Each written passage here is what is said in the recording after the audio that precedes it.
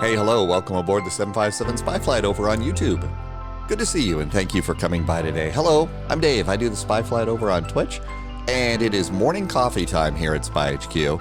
One of the things that's been going on is let me turn this down just a little bit. One of the things that's been going on is in Microsoft Flight Simulator is our airplanes are getting more and more complex. This is one of them. This is the PMDG 737. You know, I never thought I'd be really all that interested in 737s before. But PMDG has really done an amazing job with this airplane. The level of complexity, though, is probably a little bit beyond an awful lot of the everyday, entry-level flight simmers out there. So one of the things that you can do to be able to learn to fly these things and fly these things well is what I call the morning coffee milk run. That's what I usually do in the morning. So instead of turning on the news and everything else, I already know what the weather's going to be like. So pour a cup of coffee. And what I like to do is I try to go and mirror a real world flight. And so that's kind of one of the things that we're going to do today. We are going to follow or shadow United Flight 648. This is a regular morning flight out of Billings, Montana, goes down to Denver. The add-ons that I'm going to use today are Navigraph charts and data, SkyVector, METAR TAF, and also FlightAware and Flight Radar 24.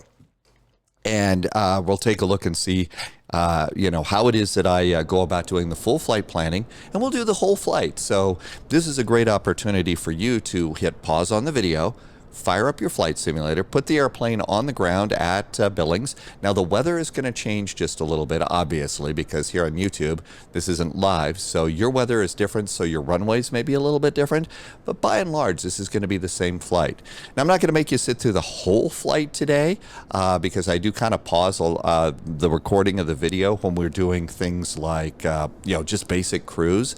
But this is the full flight, so these are the tools that I use to put together a flight over on Twitch. So let's get going. Right now, the airplane is already here at the gate. I haven't touched a thing.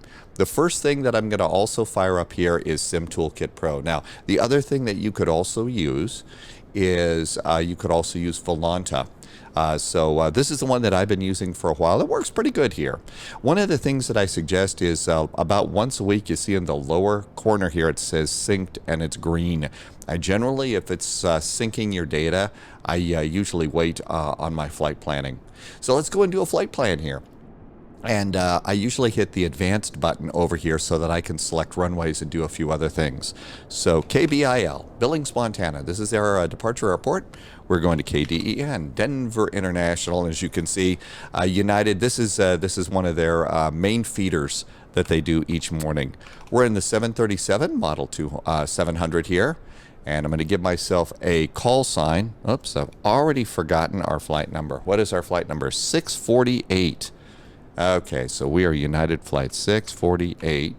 You could also do this on VATSIM 648. Now, first thing in the morning, there isn't going to be an awful lot of ATC, but you could also be on VATSIM if you want to and announce intentions and stuff, if that's something you're trying to learn.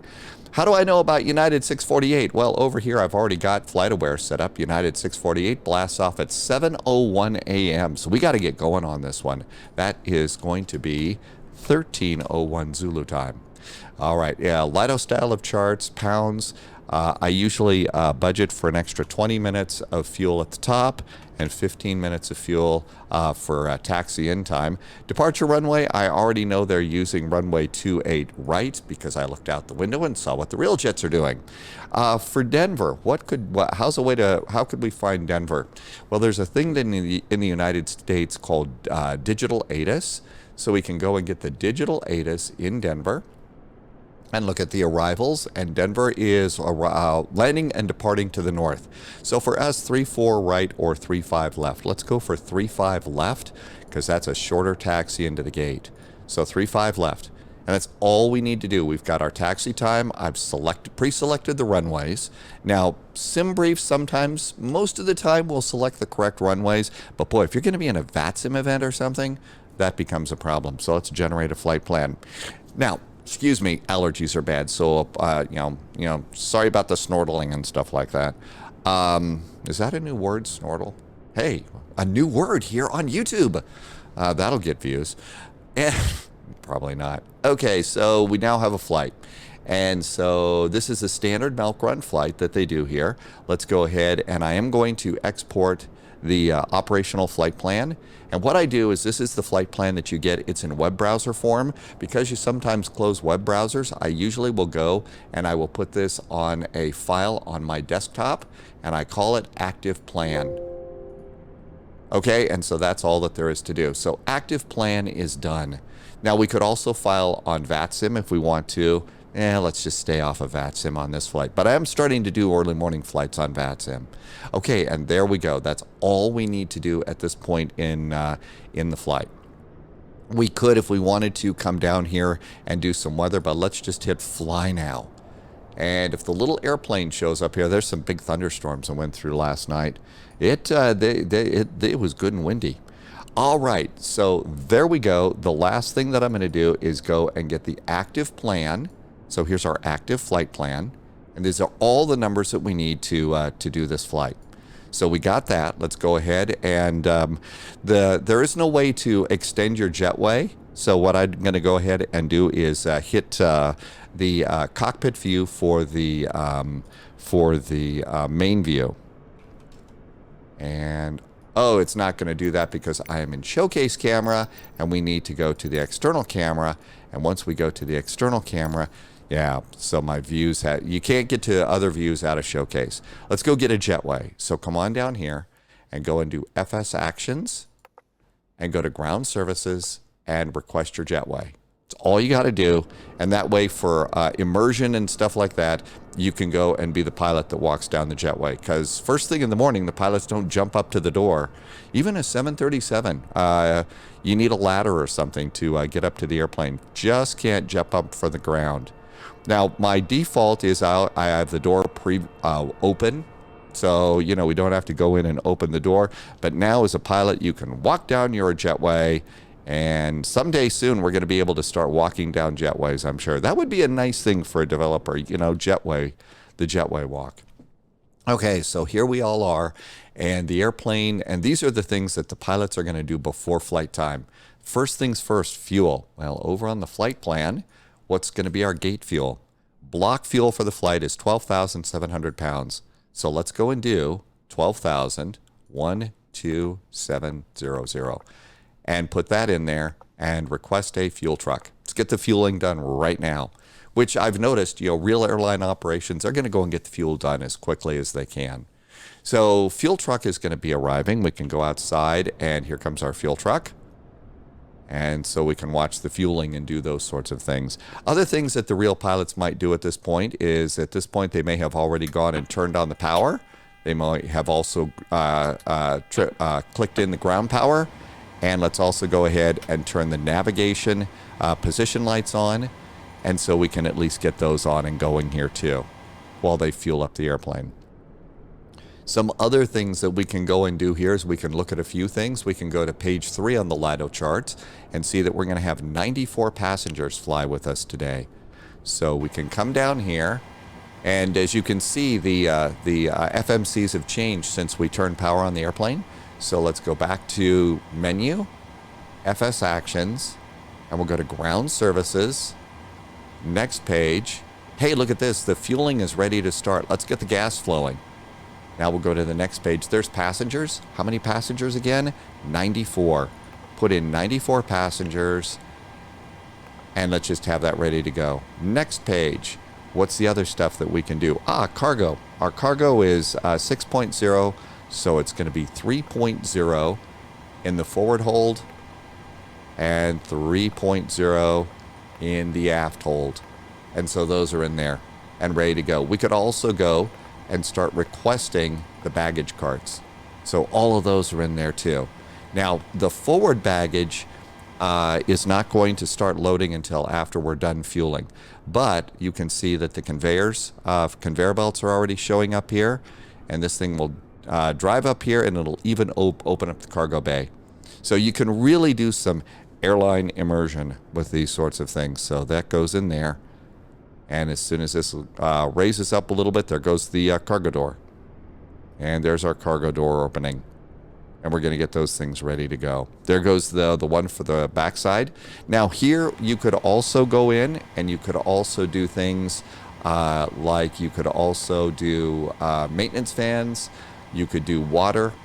You could also do catering. They're not going to do catering and stuff like that here at a satellite airport. They'll do that at Denver, so we don't have to worry about that. The current time, right now, our departure time is 13:01.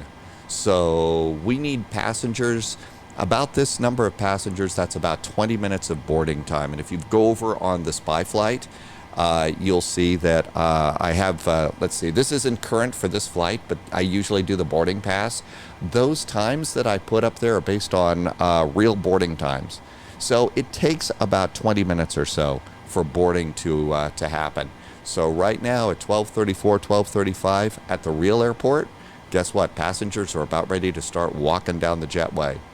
Now, my feeling is we still have a little bit of gas to put in the plane.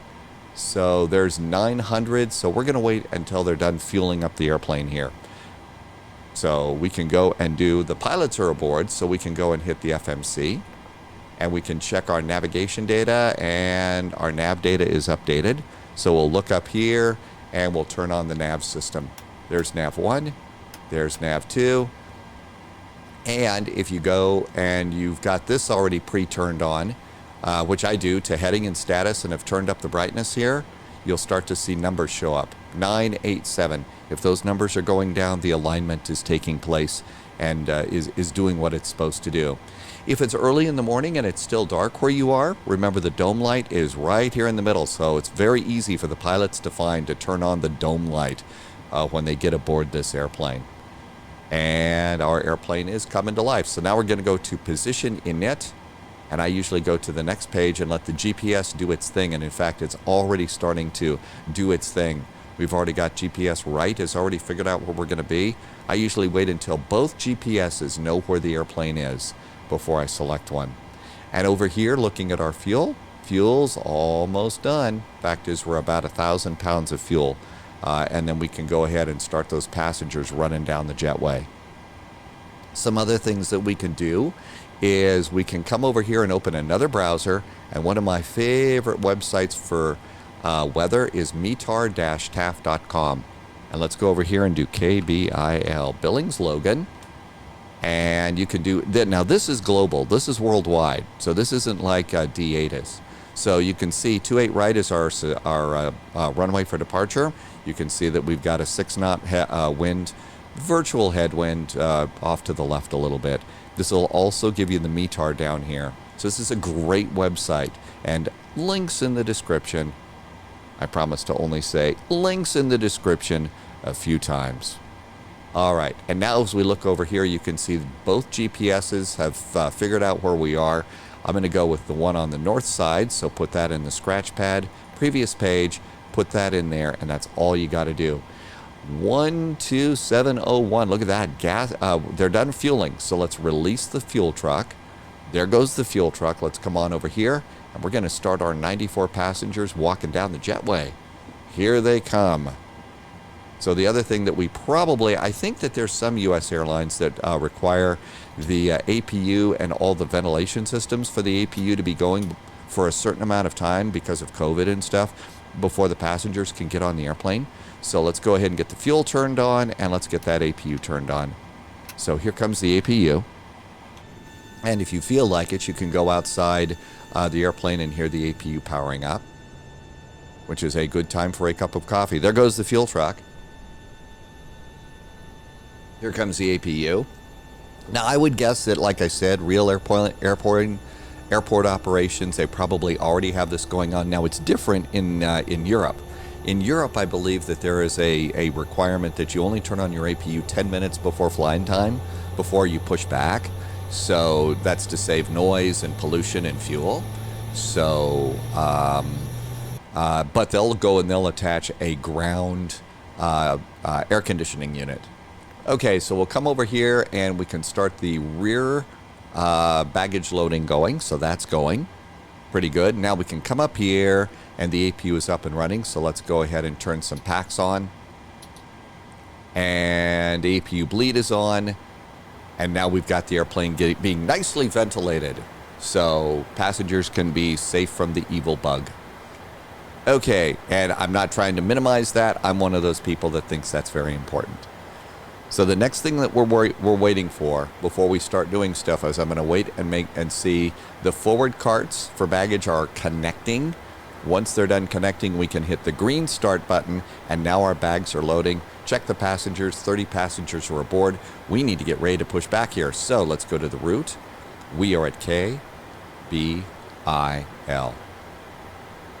And we're going to KDEN. I am not spelling these out for you because I think you're simple or something. I'm spelling these out for me. So while I'm yammering away here and talking on YouTube or Twitch or whatever I'm doing, I'm entering data. And so if I say KBIL and then as I'm typing KBIL, I have a reasonable opportunity of getting it incorrect the first time. So I'm not trying to be insulting and say, all right, now today, here's how we're going to go and put this. I'm not Mr. Rogersing you. Although that would probably be an interesting live stream, but I better not do that. So... sense of humor is already off the rails. See, three sips of coffee. That's all it takes. Flight plan, Bill Gates, grins, tofu. That's all we have to do. There are ways to download this thing from SimBrief. I don't really mind putting in. It's usually the top VOR if you get a choice. So G-A-I-T. It's Gates with a Z. Gates. G-R-Y-N-S, G-R-Y, we forgot the N, S, grins, and then tofu, T-O-F-U-U. F-U-U, did I just say something mean? T-O-F-U-U. And that's it, there's flight plan. Activate and execute. So that's all it really takes to get the flight plan in. And so I really don't mind doing that. 58 of 94 passengers are already coming down the jetway, so airplane's loading up. Let's go to departure arrival. Departure is going to be off of 28 right. Execute that. Go to the index page. Arrival page. We think that we're going to come in on 35 left. So we'll select 35 left. That's going to be the Flatiron arrival. Tofu transition. And transition here is going to be Krupp. And that's good too. You might know, I already seem to know these numbers and stuff like that. One of the purposes of doing practice flights on a route that you know is you can concentrate more on flying the airplane and getting good at flying the airplane. That's kind of what this thing's all about. So that's why I do a milk run like this. I already know the latitudes. I already know everything but the ILS frequency. And at that point in time, I can come over here and grab Navigraph and pop in the Navigraph stuff. So we've already generated a flight plan, new flight plan from SimBrief, pop it in there. Real pilots are going to go over here and they're always going to grab themselves the airport map. Even if they know it, they're going to grab it, so it's always there. We're going to go and get the Flatiron 3 arrival. We're going to go ahead and grab ILS 35 left. And then 34 right. So this is a thing that I'll also do. 34 right. That's the other active runway. We saw that from the ATIS. So I'm going to go and stack both of those ILSs in there if I was on VATSIM. By doing that, that way if VATSIM controllers are going to make me use the other runway, I've already got the chart in. So that just saves you time, particularly in a big VATSIM event.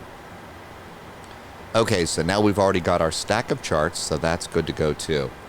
Let's go back over here. 89 passengers. Passengers are almost all loaded here. How's the baggage doing?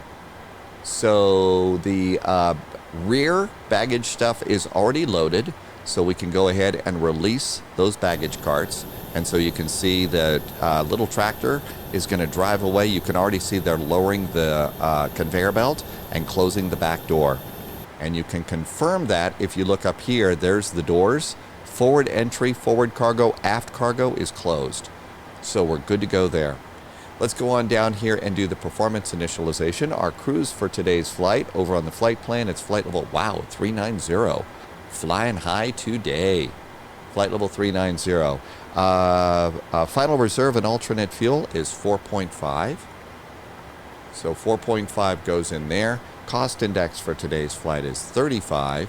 The zero fuel weight is going to be 108.7, but I'm going to wait until we're done loading the cargo and the passengers, because you can go and get that automatically from the airplane, and that gives you the correct one since we don't get a load sheet out of this airplane. And now they're done loading the forward cargo, so we're going to release the forward cargo, and we're going to come over here and see all of our passengers are aboard, so we better get ready to go. Average winds are 227 at 31, 227 at 31. And there's that. Now, since we don't get a load sheet for this airplane, just click zero fuel weight, 108.6. That's a little less than our, so a couple passengers slept in and didn't show up, I guess. So 108.6 is the correct one. Execute that. N1 limits, I basically do takeoff 1, which is the top D rate, and then climb 1 to save a little fuel. Go to takeoff page. For runways more than 7,000 feet long, what I've been told is a generic rule of thumb for the 737 is flaps are 1 for takeoff. If it's shorter, I think it's flaps 5. Again, that's what I've heard, what people are telling me. I haven't read that in a manual yet. For center of gravity, just click it. It's going to give you the airplane's center of gravity and plug that in. It'll also give you your trim setting for later, and it gives you your V-speeds for takeoff. All right, so there we go. All of that's pretty good. Passengers are aboard. Let's come on up here, and we're going to do a couple of preliminary things. Runway heading for takeoff. You're going to get that off of your charts. We're going to take off at 28 right, 282 degrees. So 282 is going to be our heading. 282. 282. If we were on a SID going out, we would look for the top altitude on the SID. In this case, we're not, so we're going to flight level 390. We'll just clear ourselves up there because, hey, we're power mad pilots and we can do those things. Okay, so all of that looks good. Come on up here. We're going to flight level 390. So 390 is our final cruising altitude. Then you also go to the charts and you look in the upper left-hand corner of Jeppesen charts, and Denver is 5,434 feet above sea level. So landing altitude 54 something, 234, and there is 545, 540. Let's make it 545. Best I can do on that one. Passengers are aboard. We're about ready to close the doors. Let's turn on the APU generators. Generators are set. We're going to come over here and we're going to disconnect ground power. Let's also go ahead. Passengers are aboard. Seatbelts can go on too. Now we're going to come down here. There's our passengers aboard. Let's go ahead and I'm going to release the ground power unit. Oh, actually first, go to return. Go to your doors. You still have to close the L1 yourself. After you close the L1, then you can go and just hit release power. When you release the power, the truck goes away, and also your jetway should go away too. So that clears the jetway. All right, all of that's looking good. Chocks are still set up there. So the next thing we're going to do is do pushback. And so now we're going to select our pushback tug. I mean, we are getting close. So what's our altimeter? We got to set that altimeter. Remember, I got that over here. It's 3009 off of METAR TAF. So 3009. And I've got all of my altimeters tied together. This is a two-person cockpit. I don't have time to set the altimeter for the co-pilot. Now then, this airplane, as I've said, is complex as hell. And the Airbus is complex. So if you can go and do a Google search for B737, B for Boeing, 737, space, checklist, space, PDF, you're going to go ahead and find some real-world checklists. This is what I use so that I don't forget anything. Also, if you go over to Spy Discord, link in the description, I've got some checklists and stuff over on the checklist page that might help you out. Oxygen check. We just did the oxygen check. Nav and instruments switches are set. Yaw dampers going on. There's the yaw dampers, the emergency exit lights. Doors are closed, emergency exit lights. Window heat. is on. Pressurization mode selector is set to auto. Flight instruments, heading and altitude are set. GPS is set to nav. Parking brake is set. Engine start levers are at idle, and we're good to go there. The only other thing that I haven't done is I've set my speed, and that's the before start checklist. So flight deck door is closed and locked. Fuel is verified, 12.7, and look at your flight plan, 12.7. There's the gas gauge. Passenger signs are on, windows are locked. Mode control panel, it's got IAS Mach, heading, and altitude listed. So for your IAS Mach, I come over here for indicated airspeed 132. I make this 142. I add 10 knots to that. So 142. That's what I'll do for that. Takeoff speeds, 124, 126, and 132. CDU pre-flight is done. Rudder and aileron trim is always seems to be set to 0. I haven't had a problem with having to set these. Taxi and takeoff briefing has not been done, but we'll do that while we're doing that. Anti-collision lights can go on. Anti-collision lights are good. The only other thing that I'm going to do is if we were on VATSIM, we would be needing to squawk mode Charlie. So we're going to come over here and we're going to put it on transponder. On this airplane, transponder. And if we were on VATSIM right now, we would see that we are squawking mode Charlie, even though we're not on TARA. So we're good to go there.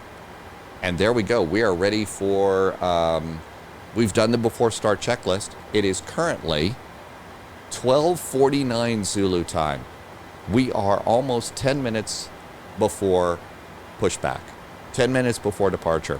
Usually I've found on the early morning feeder flights, that's what this is, you know, the smaller airports, usually it's a 7 a.m. departure to get everybody into the big hub airports for 9 a.m. departures to the other hubs. So usually if they can get out about 10 minutes early or so, that's kind of a good thing. So our checklist is done. Let's just do a quick up and down here. Yaw dampers, fuel, those lights are off. APU generator disconnected from ground power. Nothing to do there. If you feel like it, you can turn up the panel brightness. It just makes it easier to see. Passenger signs, starters are off.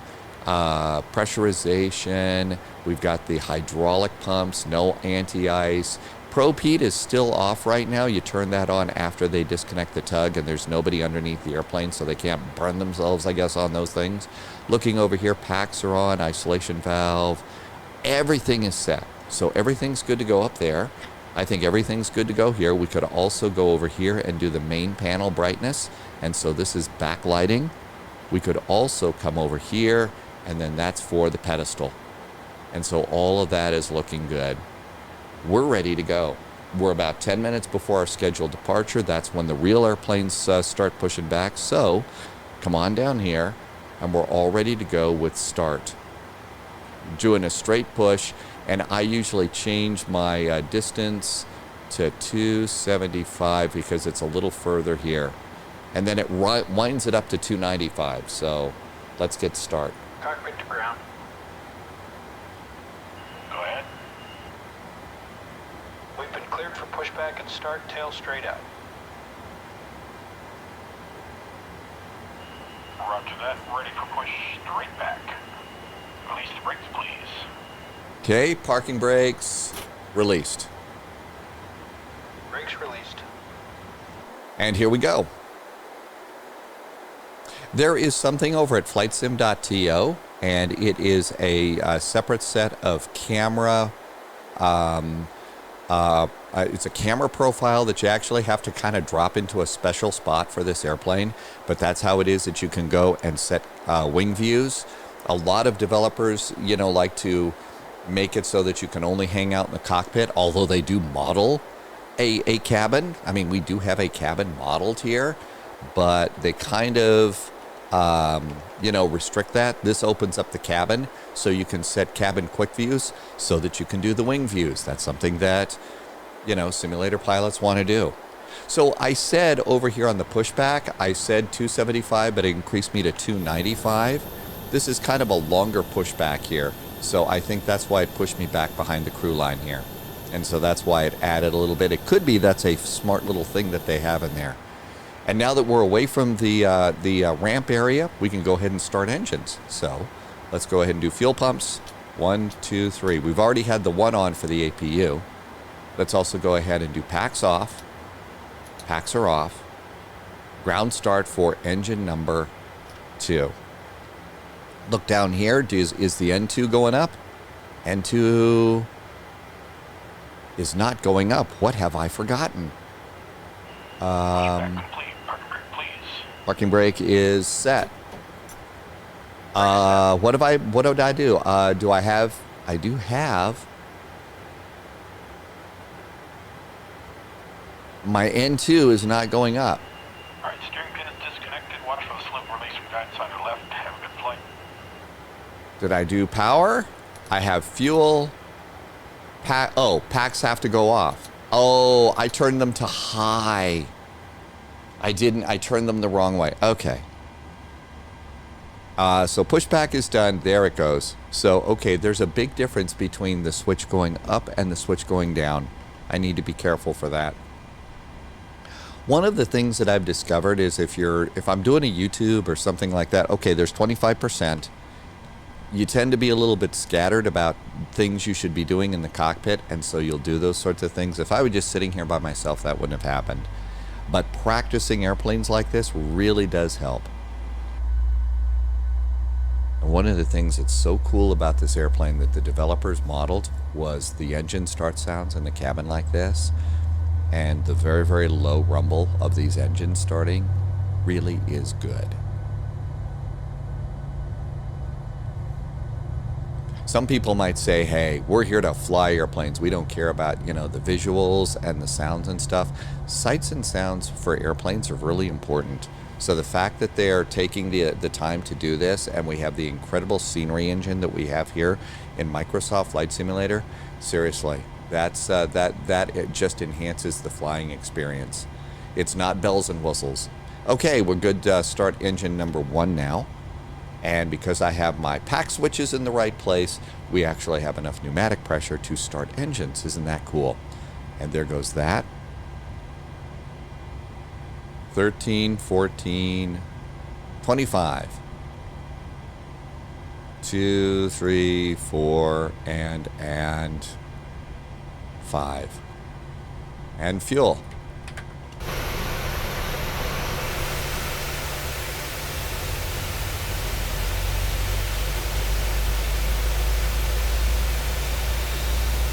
Did you hear the rumble of the low rumble of this engine over here? I think it was over on the left side. Really, really amazing. Good. The sound work on this airplane is awesome.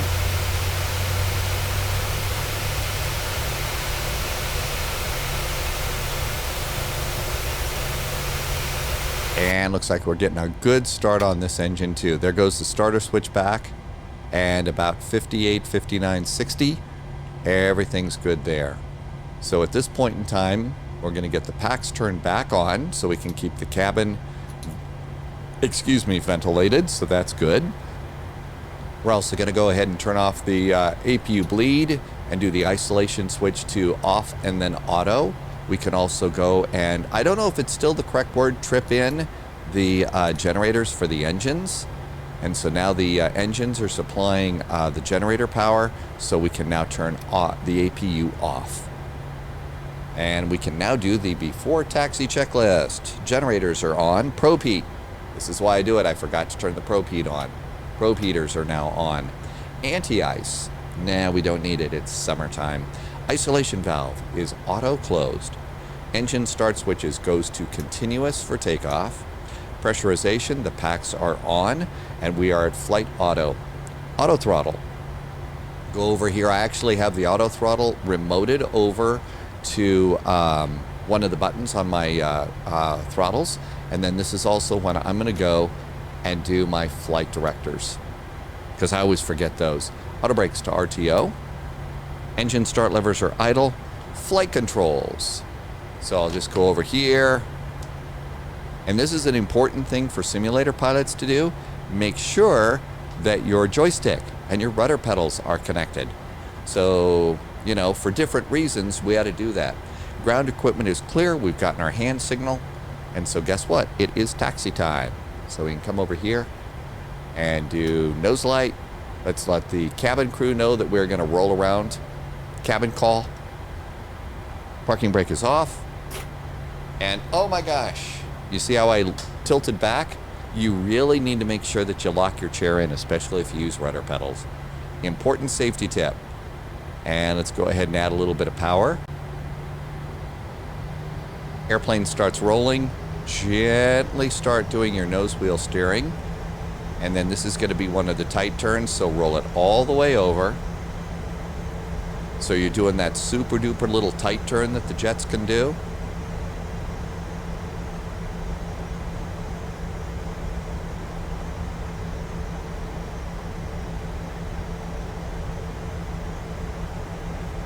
And then slowly release it. And out we go. Once you're straight, I usually do my brake checks. Make sure that both of the brakes on the rudder pedals. Gee, real pilots, they do the brake check too. So that's a good thing to do. Okay, everything here is looking pretty good. I'm practically certain that I've forgotten something. I just don't know what. TCAS is off right now. We turn that on, I think, when we get closer to the runway.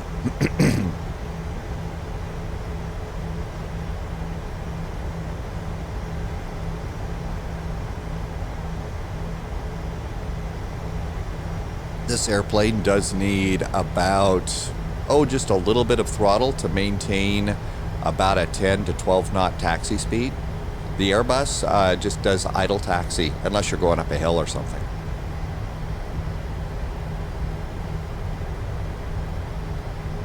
Allergies have been particularly brutal here in my part of the world, so if my voice is starting to go out, there's a reason.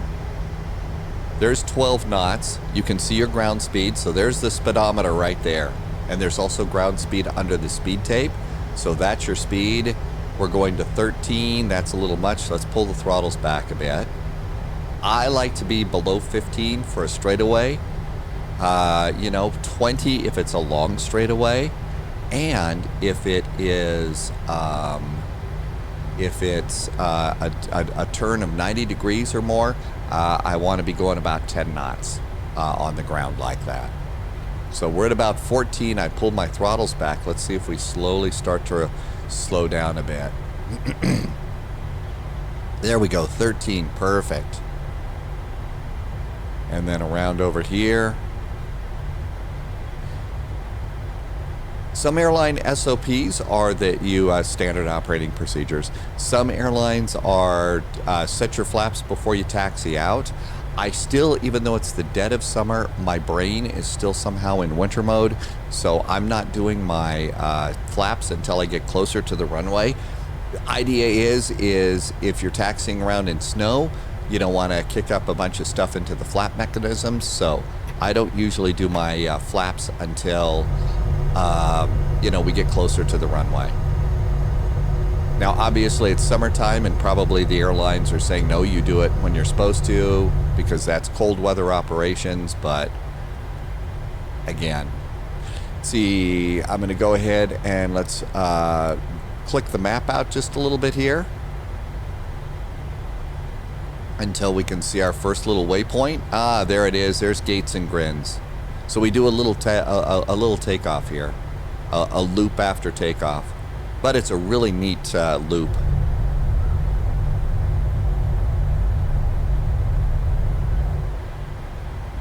First thing in the morning that I usually do when I wake up is my last jobs, most of my career, I was on the early morning shift. So, I was never an early riser until I went to work.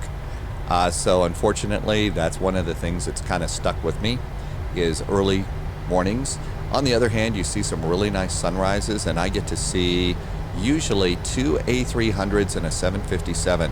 So those are the cargo airlines that are showing up right around 5:30, 6 o'clock in the morning. And then usually by about 7:30, at least 2 of them are taking off. So that's when cargo operations begin here.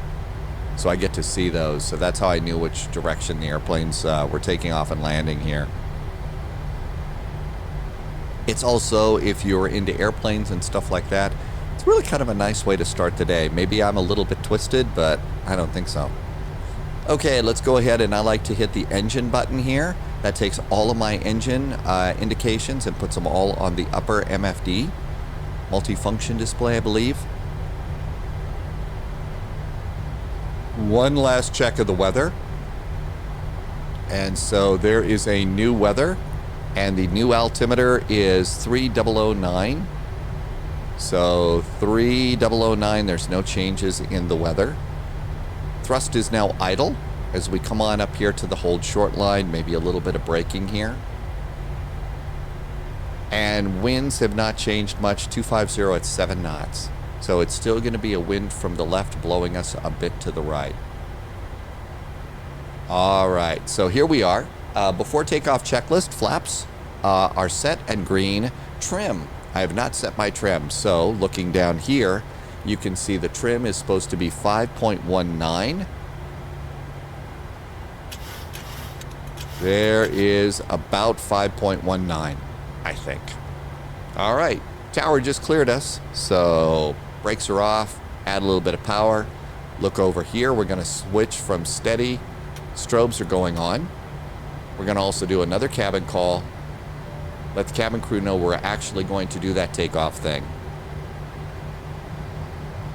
And kind of look over here. Visually check, is the paint and the runway sign correct? At bigger airports, you can be fooled. This was a freeware enhancement, I think, for this airport. I'm not sure. There's a really nice one over in X-Plane. The gate numbers are wrong at this airport. One of the airports that we saw that's free over at flightsim.to is Detroit Metro. There is an incredible freeware Detroit Metro. So you could fly, what is that? That's, I believe, Delta operations, Delta and American. That's a big hub for them. Okay, thrust idle, getting ourselves lined up. Doing a smooth lineup on your runway like this is another reason to do these little practice morning milk run flights. We're lined up. Last thing to do is landing lights. That way we don't blind anybody. And here we go. Throttle's going up just a little bit. I usually get the little throttle indicator up there, the engine indicator to the number 4 on the main indication. Once it's set and I see it stable, I push it forward. And that should be power set. And then look down the runway. This airplane's great. It has airspeed. It has call-outs from the co-pilot. Really nice. Knots. Checked.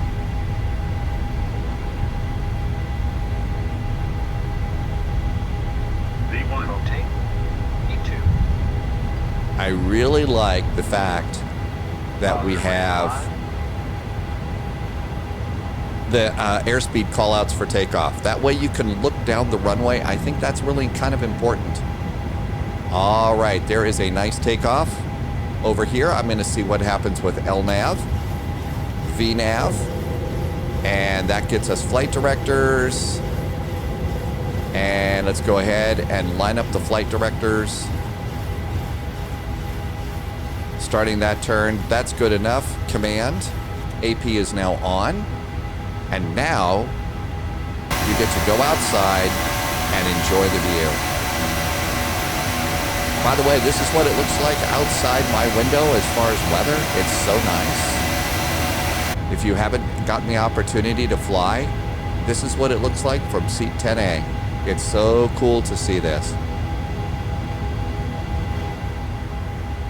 Okay, flaps are coming on up. About 200 where it says up. That's usually where I'll go and hit the flap button. And probably the best view for flaps is the leading edge slats going up here. There they go. Now, I'm flying out of my hometown airport right now. I think that the thing that you should do is fly out of your hometown airport for your practice flights. I recognize a lot of the landmarks. There's the Yellowstone River, and okay, there's the mall. There's the airport. So, you know, I recognize the views out of here. And I think that, as I was saying earlier, you know, sights and sounds I think are really important in flight simulation. So flying out of your hometown airport, I think, is a really good thing for you to do if you're going to start doing these morning milk run flights like I'm doing, to teach yourself how to fly these airplanes better. So there's the Yellowstone River right there.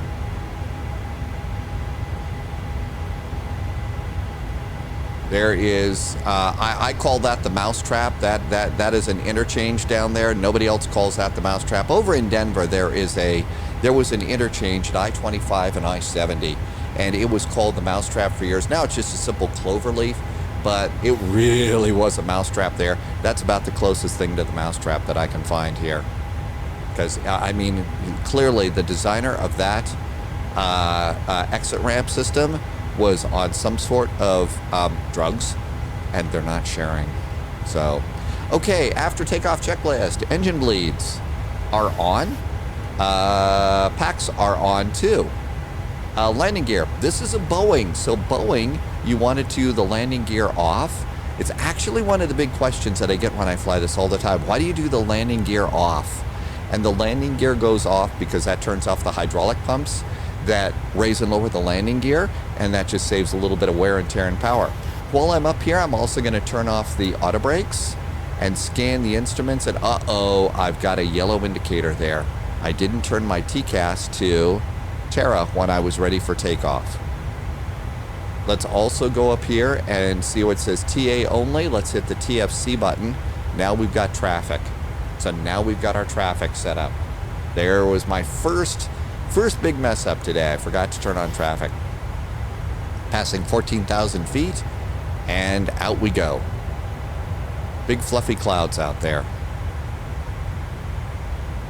And so after takeoff checklist is done.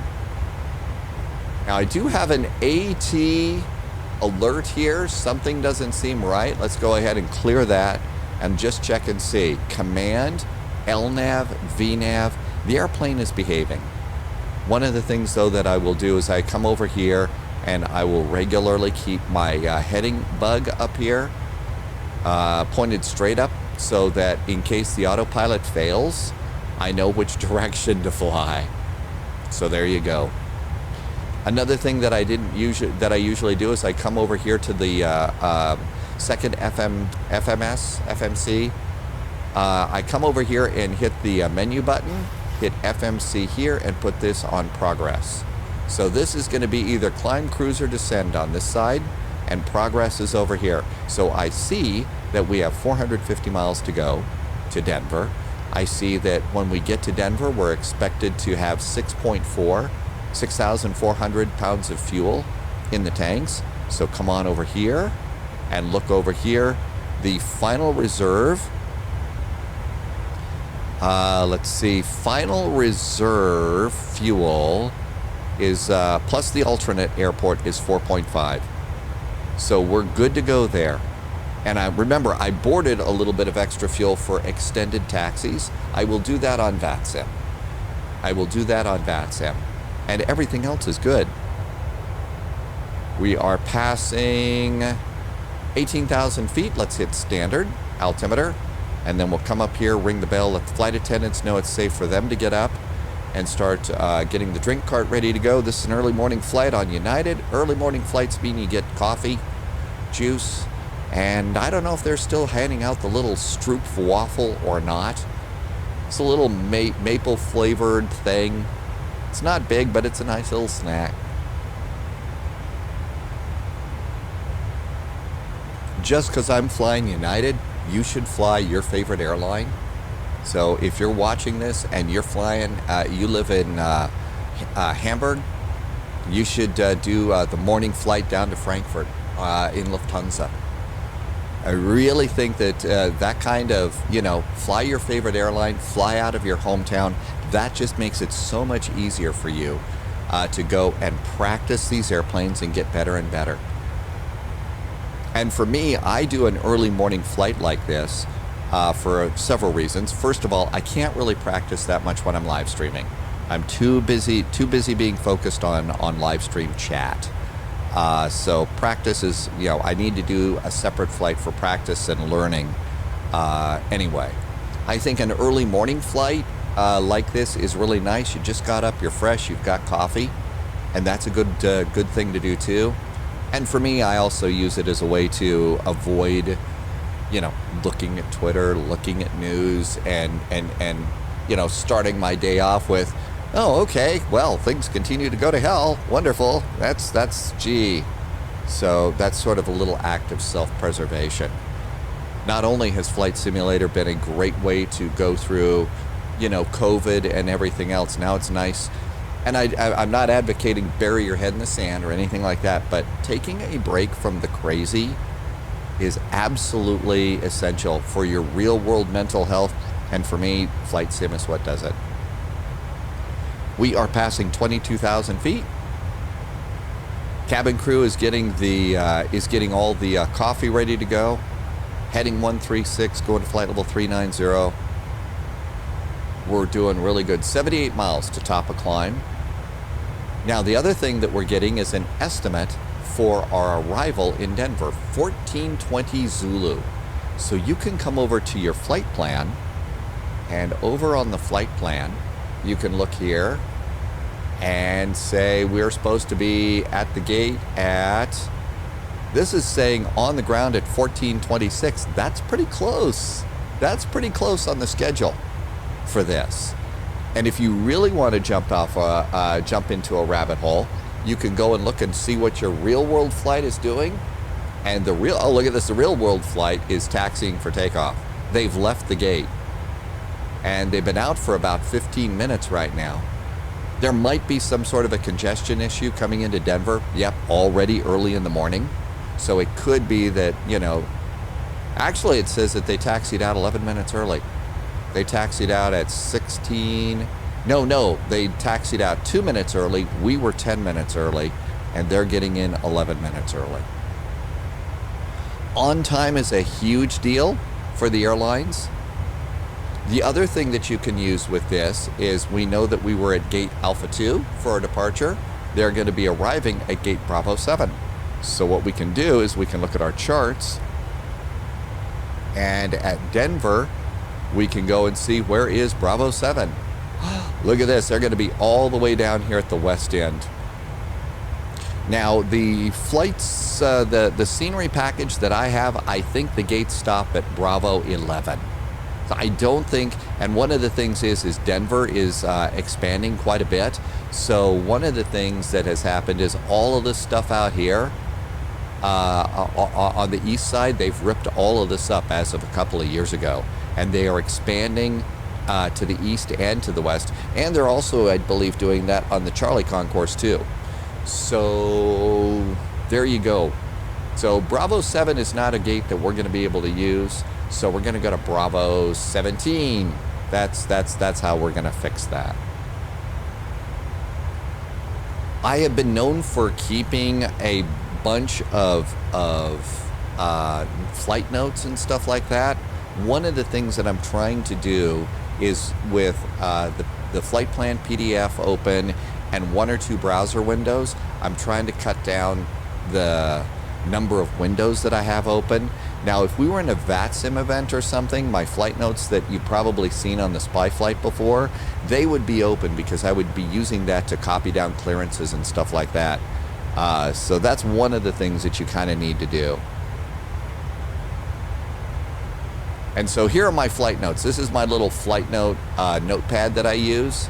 So you can see this is for our last flight. This was Miami, Cancun, and Toncontin. That's what we did on the spy flight yesterday. So this is where I would copy in some data if I was going to be in a big VATSIM event. So it would all be in that one spot. But for today, for a flight like this, if I can use just the PDFs and stuff, that just, I feel like, okay, a little less work for me to concentrate on doing a good flight. 168 is our current heading, passing 26,000 feet. Gear is up, flaps are up. We're cruising along right now at 295. And outside the window, this is one of those big canyon state parks where there's some really cool rivers for boats and stuff. Haven't been there. I've flown over it a few times. Looks pretty good. Another cool thing to do with flights like this is, as you're flying along, is go out here and use the map here in Navigraph. And if you can't afford Navigraph, you can do this with Volanta or Sim Toolkit Pro for free. So we passed Sheridan. We're going to go to Riverton. Here's a couple more towns. There's Cody over there. And you still can go and use this as a really great way to be a tourist. So you can go be a tourist like this, and you know, it's another great way to get out of the house. You know, when getting out of the house and going and doing cool stuff has gotten harder and harder these days.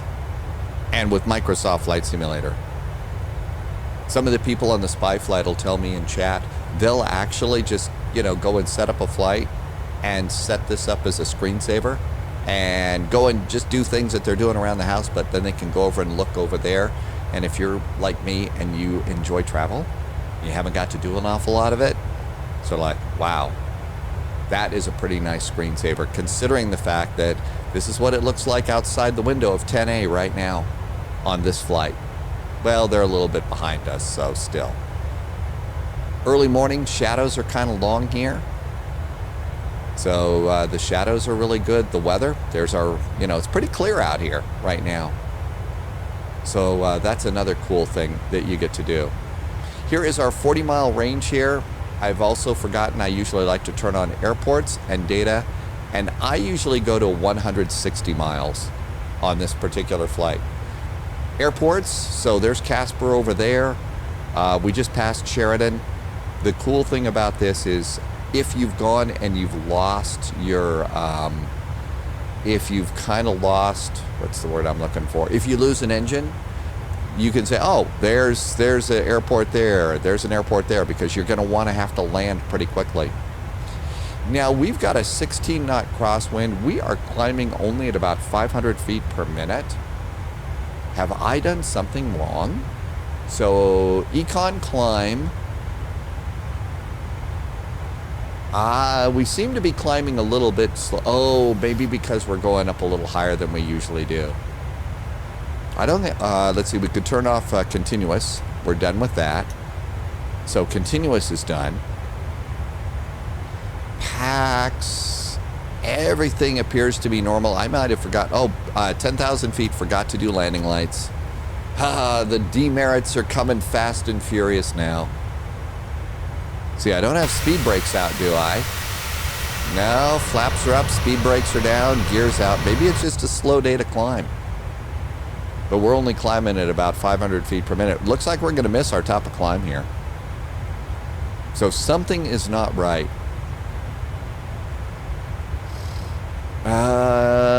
But I can't tell you what it is. Oh, look at this. My auto throttle got turned off. How did that happen? Sometimes that happens. I don't know. Now, all of a sudden, okay, there we go. Apparently, I did something wrong there. So, I did something on that for sure. There we go. Now we're going to hit top of climb. I'm not sure how that happens. Sometimes it gets turned off. Maybe when I did VNAV, LNAV, and command. So just sort of do an instrument. Oh, wait a minute. That should be green. Now we're going to climb. Now we're climbing like we mean it. There's, yeah, 1,500 foot per minute climb. And there we go. So first thing in the morning, type of a flight that I usually do, once we start and we're nicely established and I've, solved all the problems, at this point, I can go and grab a second cup of coffee. I can go and make breakfast and come on back. And by the time I'm done with breakfast and all that, it's probably close to top of descent. We've still got about 45 miles to top of climb, but there you go. And just by going and doing this on a semi-repetitive basis, like maybe every other day, and so today I'm doing the 737, the next milk run video that I'm going to do is going to be a couple days from now here on YouTube.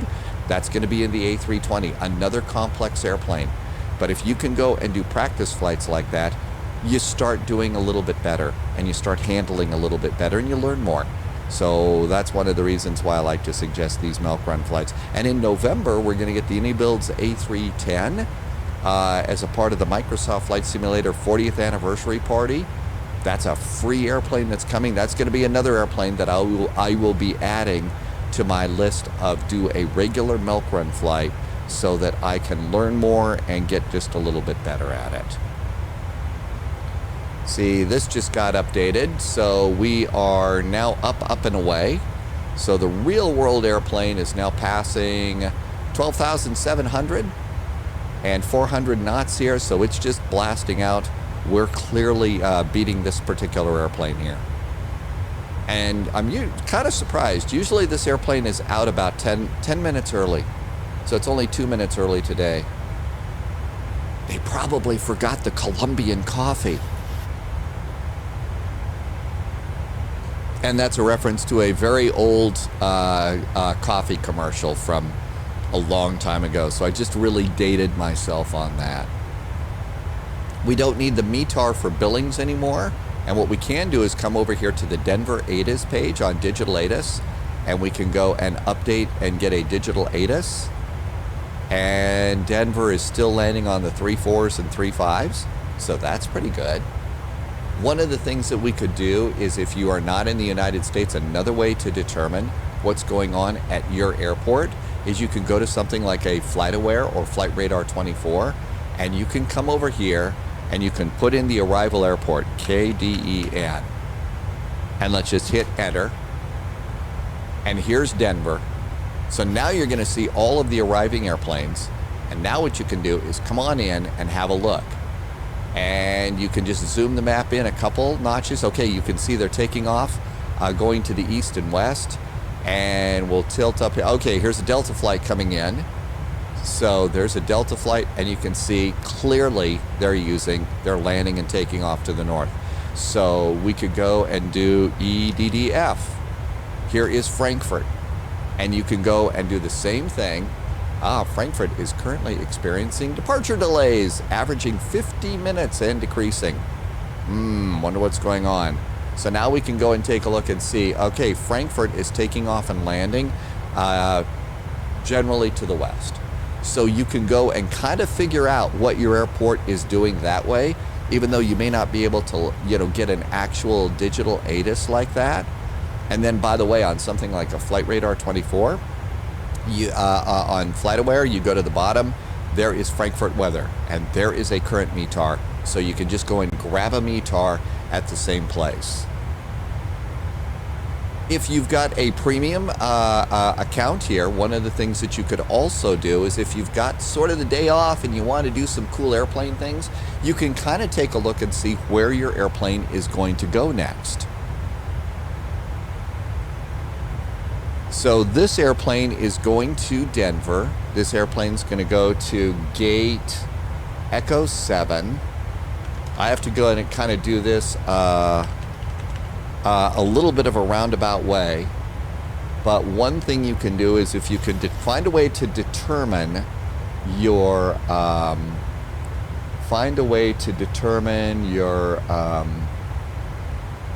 and where's Big Bill? The N number of your airplane. So my airplane, the real world airplane, is November 27205.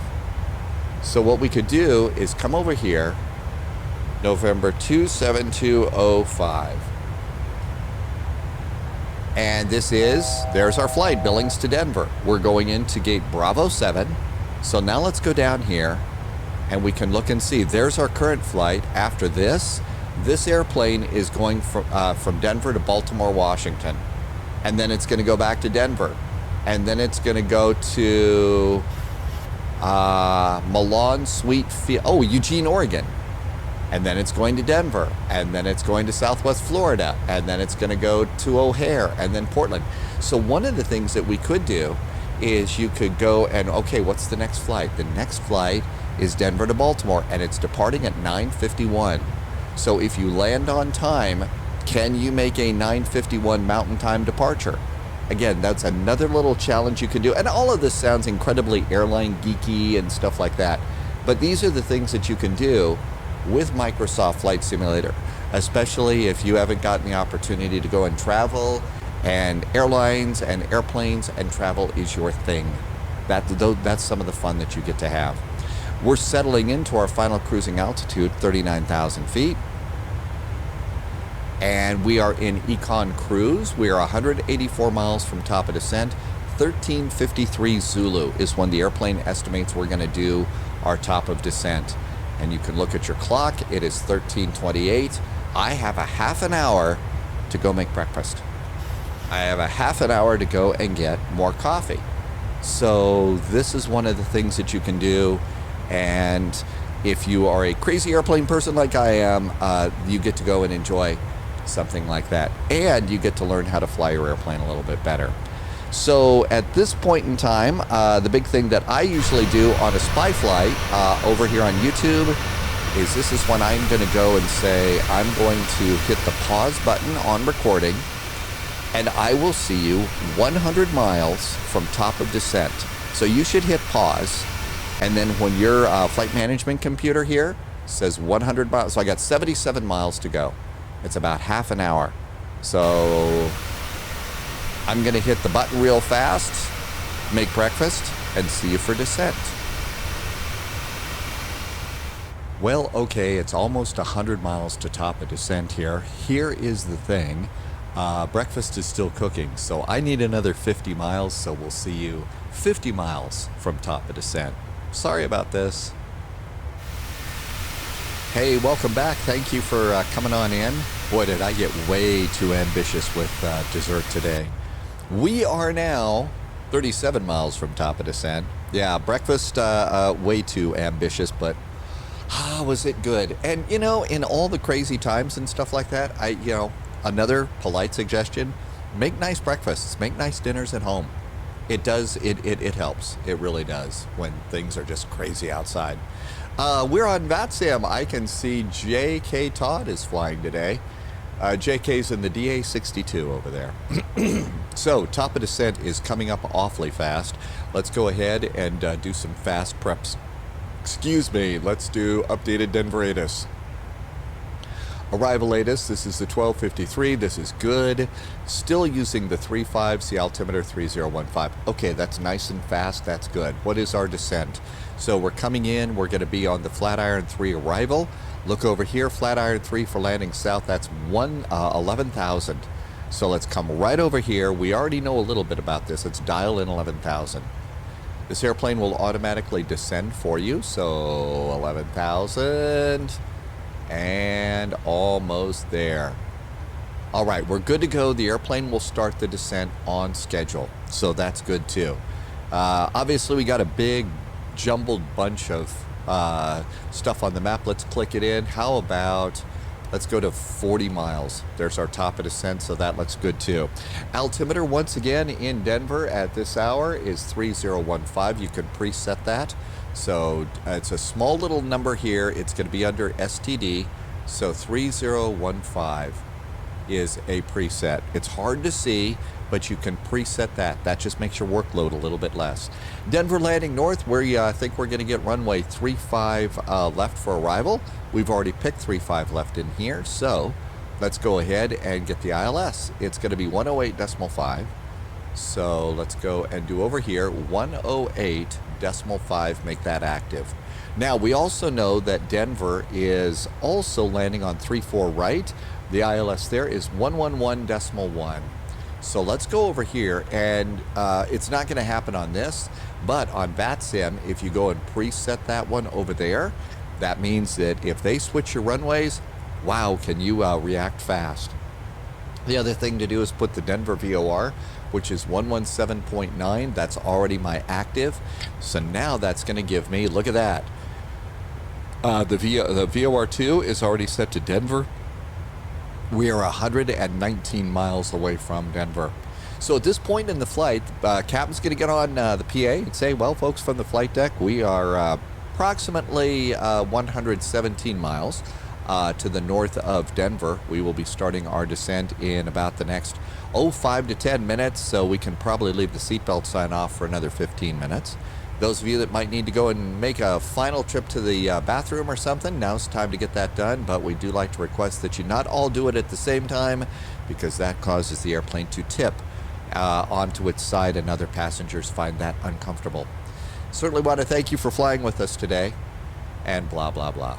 So this is the point in the flight. We look outside the window, nice puffy clouds, beautiful day in the neighborhood. And we are set to go. 10 miles to top a descent. There is a fast set of descent preparations.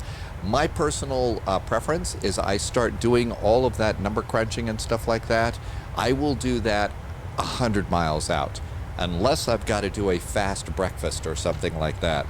Let's go ahead and run the descent checklist. Pressurization is confirmed to our landing altitude, Denver. Recall. And there is nothing alerting us, so with no cautions. Auto brake. I usually go for this runway. I usually go with auto brakes 3. Landing data. We haven't done landing data yet, so go to init ref.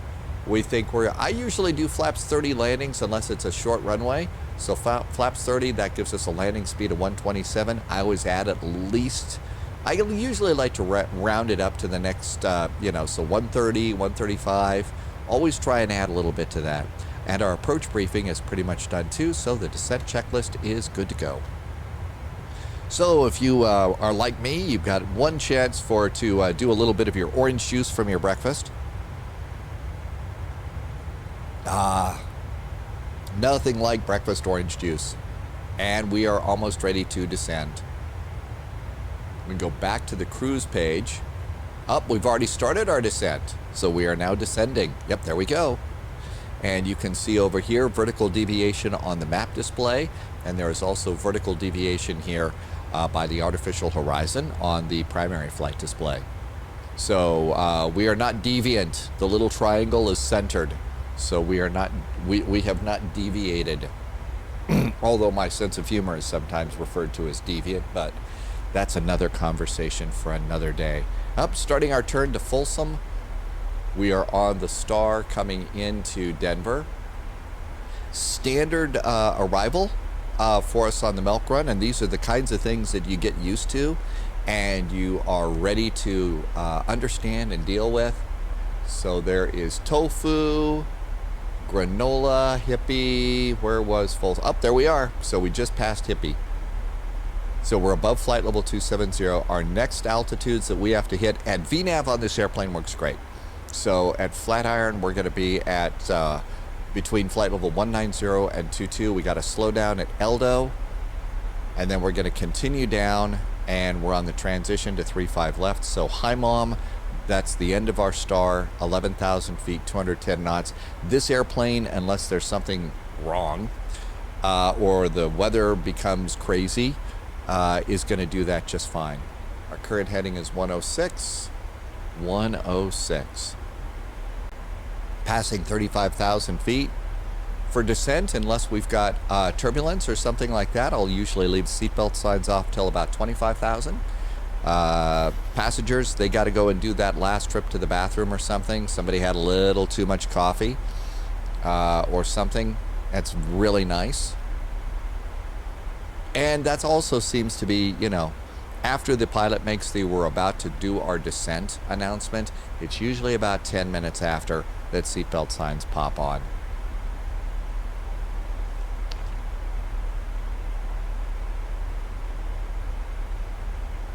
Boy, are you lucky that I have a sneeze button on the microphone. That would have blown out your speakers. That would have been bad. Okay, everything is looking good. Nothing really to do up here.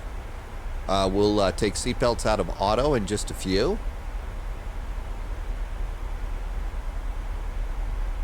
There's 31,000 feet. The current time is 13:56 Zulu. So one of the things that we are going to be getting here is an updated weather. So every now and then near the top of the hour, I'm going to go over here. This is 12:53 Zulu. Let's hit refresh. 12:53. So there's no update yet, but we should in the next 5 to 10 minutes get the fresh ATAs from Denver. If you're just getting METARs, again, around the top of the hour here, and that's the top of the hour, we're in real world time, so we should be getting an updated METAR that comes down our way, and that's going to be helpful for us. We may have to change the altimeter setting. That's also the time that you would notice, at least in the US, if there's going to be a change in runway. If you're outside the US and don't have access to digital ATIS, one of the other things you can do is just take a look again at Flight Radar 24 or FlightAware, and that's going to show you what the real world airplanes are doing, and you can use a little bit of Sherlock Holmes to figure out, yeah, they're still landing normal. Our heading is off by a degree here, so I'm going to keep this updated 107. Coming up on Bobco here is Flatiron, and between flight level 190 and 220. And if you look over here, deviation, it's right in the middle. So we are in great shape on our descent. I've got 2 airplanes ahead of us. So here in the world of Microsoft Flight Simulator multiplayer, generally the cool thing to do is avoid other airplanes, but if you've got damage turned off, if you got to fly through somebody, since there's no ATC, the best thing to do is just do your thing. If you can be nice, I generally will do that, but now on VATSIM, it's a different matter. If we had airplanes on TCAS and stuff like that, we're expected to behave and not run into other people. Right now, the weather in Denver, 10 miles visibility. We've got a few clouds at 1,500 feet, few clouds at 12,000 and 22,000.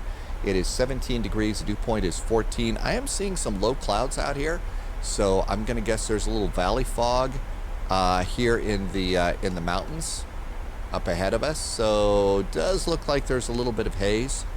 One of the things that happens here in Denver and in the West is morning inversions, particularly in the metro areas, where you're going to end up having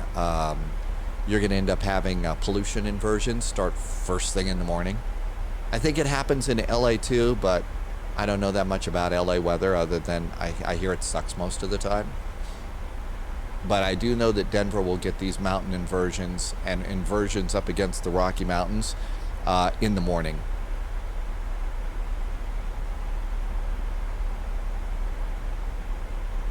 Everything else is good. There's nothing else really to do. There's 23,000. I missed my 25,000, so seatbelts. Oh, I never turned them off. I thought I turned off my seatbelts. Uh-oh. Well, clearly there is a passenger back there that got the Venti instead of the Grande, and they are in pain. Sorry. Not a happy passenger there. And we're going to be between flight level 190 and flight level 220 here at Flatiron. We are perfect on our descent profile. Still heading 107. Life is good in the 737. A beautiful sunrise arrival. I will also tell you it's really nice right around the sunrise hours. So as we get closer to equinox, then you start to see really nice sunrise. And Microsoft Flight Simulator does incredible sunrise and sunset. Okay, so we're going to slow down a little. Yeah, we got a deceleration point down here. And if we look over here, it is trying to decelerate us to 250 knots. So it's 250 knots at Eldo. So that's probably what that's all about. As we come across the front range here, so this is the front range town of Loveland, not to be confused with the ski area Loveland. It's just on the east side of the I-70 by the Eisenhower tunnels, and there is an airport. So there's a small airport, and I believe that's it. That is Fort Collins, Loveland, Northern Colorado Regional. They've got a lot. Some of these, I don't think they call them Finger Lakes like they do in New York, but they've got these long lakes down here. I believe these are just basic watersheds along the front range of the Colorado Rockies. And they've got several of those out there. So, do we get our decel? Now we appear to be doing that. We're still 3 miles from El Dorado, so now we're starting to decelerate to 250 knots. And here is our turn now to Tot, Back, Baba, and Hi Mom. The blue that you see over here, this blue area here, this is missed approach. So if we have to go missed, this is where we would be doing our hold. I'm going to go ahead and redo my heading indicator. And we're coming up 250 right, pretty close to 250. So not a bad approach there. Let's go and do another refresh of the ATIS. So this says 1253 Zulu. It should be 1353. Okay, here's our new one. So winds are now variable at 6 knots. Few clouds have changed the same. Altimeter now is 3016. There is a new altimeter setting. So it's 3016. It clicked up a bit. Now let's go and have a look at the rest of our ATIS here. Let's see, these are, it's information Delta for arrivals. We are still landing and departing, landing on the 35s. So our current plan for landing is still good. So we're good to go there, good to go there. Coming up on 18,000 feet. Transition in the United States is 18,000. So that's when we switch the altimeters over. I think that's also a time that the U.S. domestic airlines are going to hit the attendant call button. So that's sort of the final call.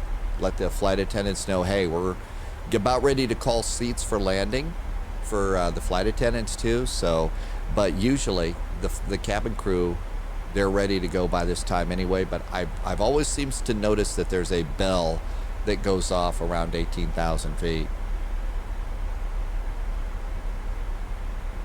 And between 15 and 17, we're going to do that just fine. As we start to get a little bit closer in, I'm going to go, and right now this is the 20-mile range.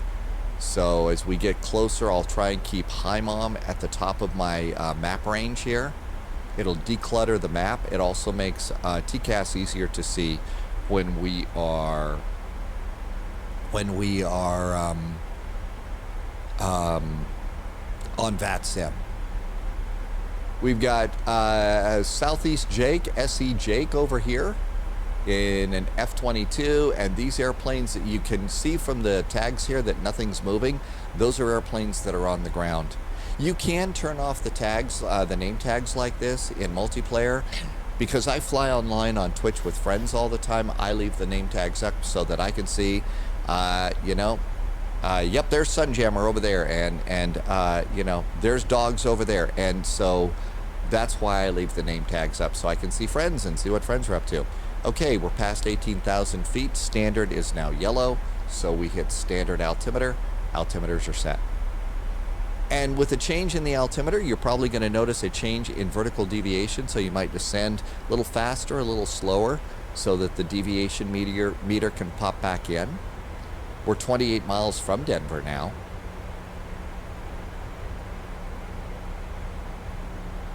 If we were on VATSIM as we approach the airport, one of the things that you do if there's no ATC is you'd be on 122.8 and you would announce your intentions. In this case, as far as announcing intentions, it's really simple. Who you are, where you are, what you're going to do, and that's about it. And at the beginning and the end, you say which airport this concerns. So we're coming into Denver International Airport, so we might say something like, DIA traffic, United 737 is at yes on the Flatiron arrival, setting up for the ILS runway 35 left, Denver. You might have noticed that I did not call myself by my call sign, which is United Airlines Flight 648. I said that we were a United 737. So if there are 3 United flights coming in and everybody announces their number, but say one's a 757, one's an Airbus, one's a CRJ, and one is a 773, if you say I'm a 737, and people are like, oh, there's a United 737, must be that airplane over there. So I think it becomes easier for you to be spotted. And so that's kind of why it is that I've started doing that. Full credit where credit's due. Agent Bravo 7, a live streamer over on Twitch, suggested that, and it makes really good sense to me. Okay, coming up on back, above 13,000 feet. We're going to be above 13,000 feet. Descent profile is still good. You can start to see the DIA runways here. So there's the terminal. There are the runways on the west. So we got a couple of people that have just blasted off. Here's an Airbus A320. Fly Guy just took off over here. Looks like there's two airplanes flying pretty close together. Matt is still, looks like Matt's probably taxiing out, perhaps, or still at the gate. Looking out the window, there's the highway to Greeley. And as we come on in, you'll see there is downtown Denver areas over there. So we're still to the north of downtown Denver.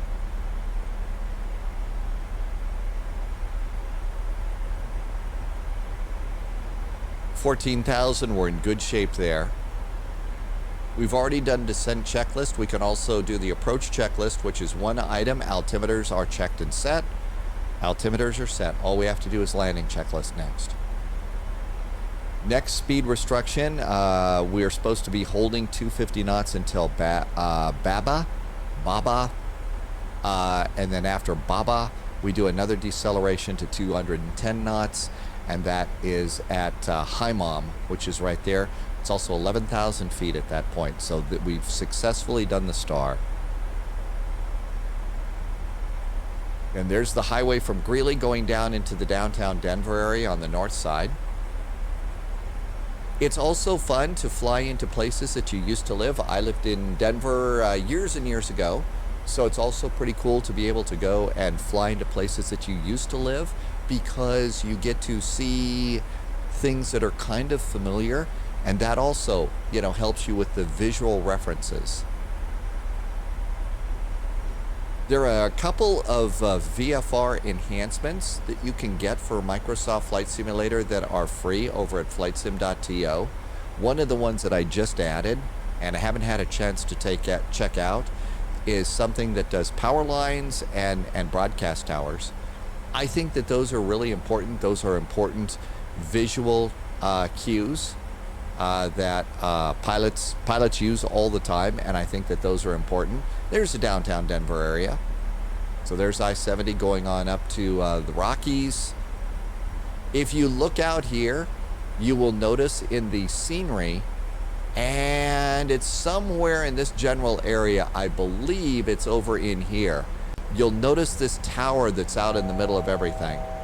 That tower is the old Denver Stapleton Tower that is modeled here in Microsoft Flight Simulator. The control tower is still there. Stapleton's long gone. It's now a big housing area, but that's really pretty cool. Speed's coming down to 210 knots, so below 250 we can do a notch of flaps. I'm still using buttons, so the flap lever that you can get with the Thrustmaster Airbus stuff, haven't been able to make that work with the 737 very well. So I'm just using up and down buttons for my flaps. Works just fine.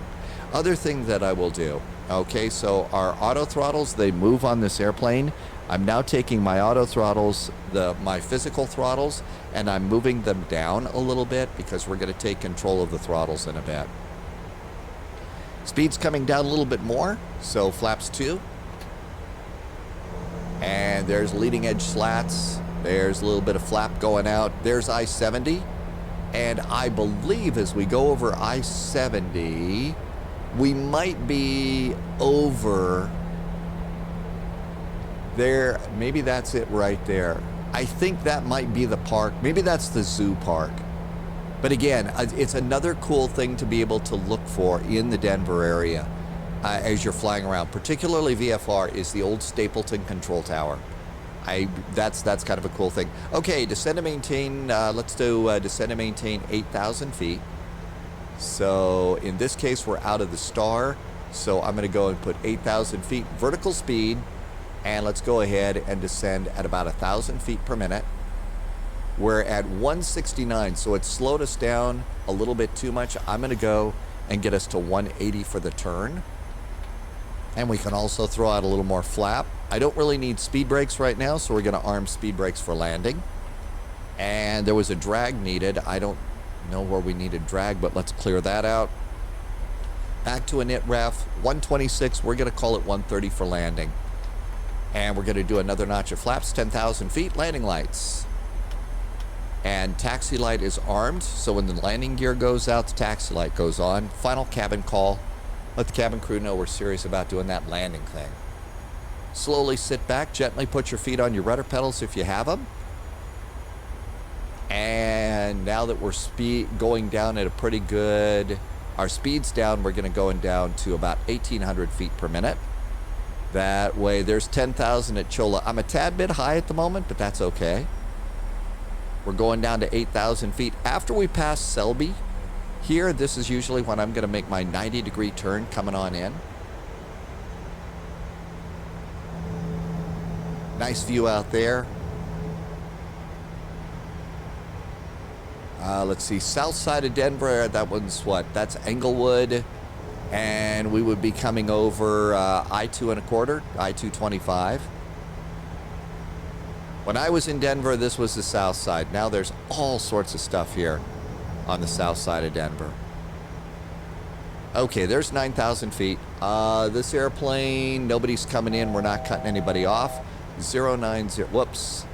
I hit the wrong one. How about 090? So 090 for our heading, and we're going to take it off of LNAV and heading select. Yeah, there's the interchange for I believe I-225. I think, unless I've gone too far south. Is there Centennial over here? I may have gone too far south. Oh wait, there's Centennial. Been away from here too far. Okay, looking good. Let's continue our turn over for intercepting the ILS.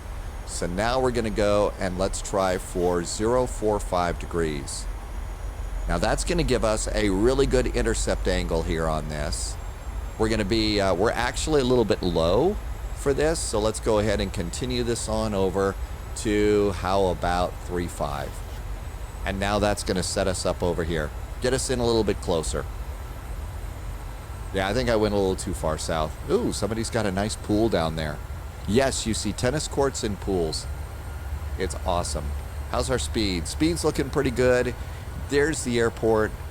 We have glide slope and localizer 17 miles out. Let's get a little help from the autopilot. I'm going to hit the approach button.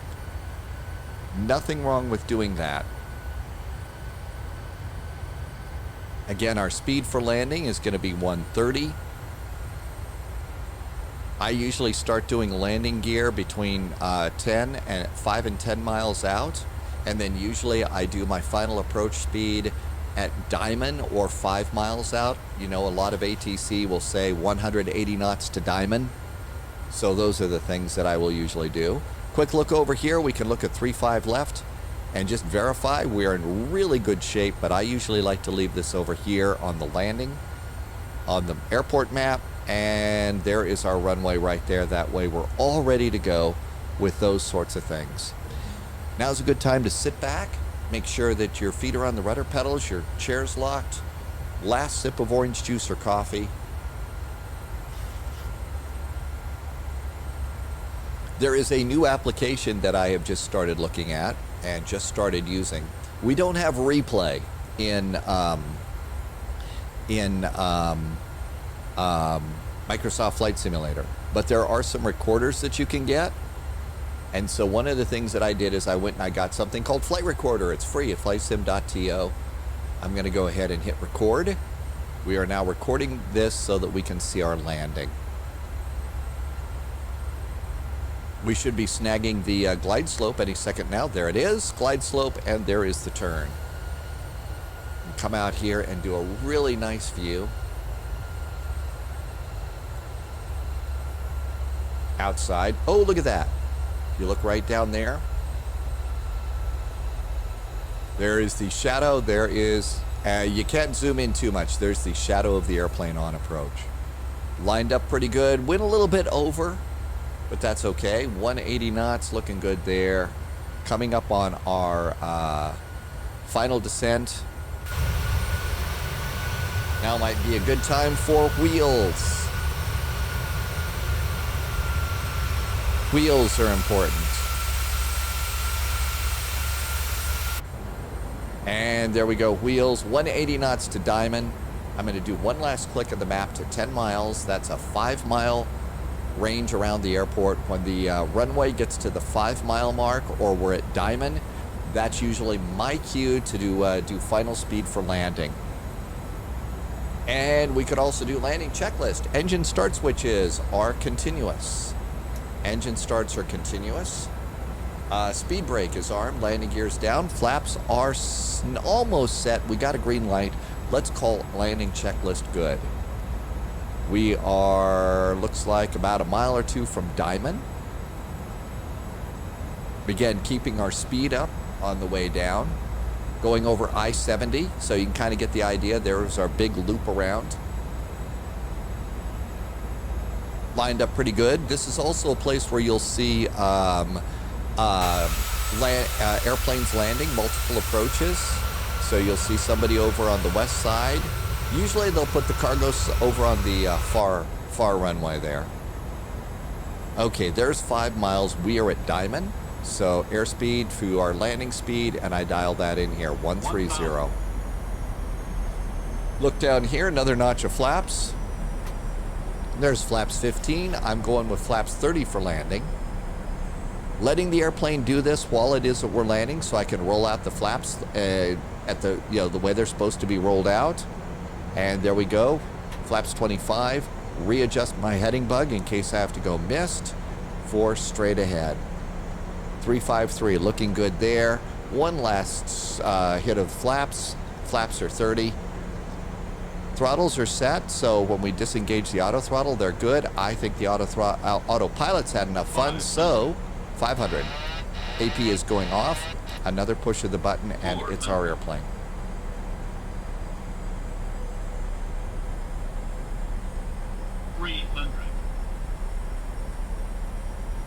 Glide slow. Yeah, I know I'm a little bit low. Typical simulator pilot trying to get a little bit of butter here. Glide slow.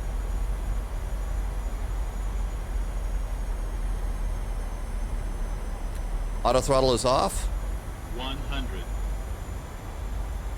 Get back over here, a little bit of a breeze from the left. 30. 20. 10. Reversers. Roll out.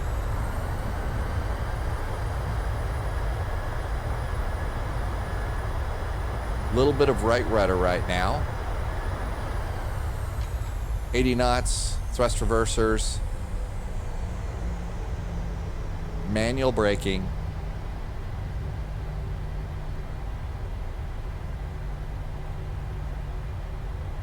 Off on the high speed.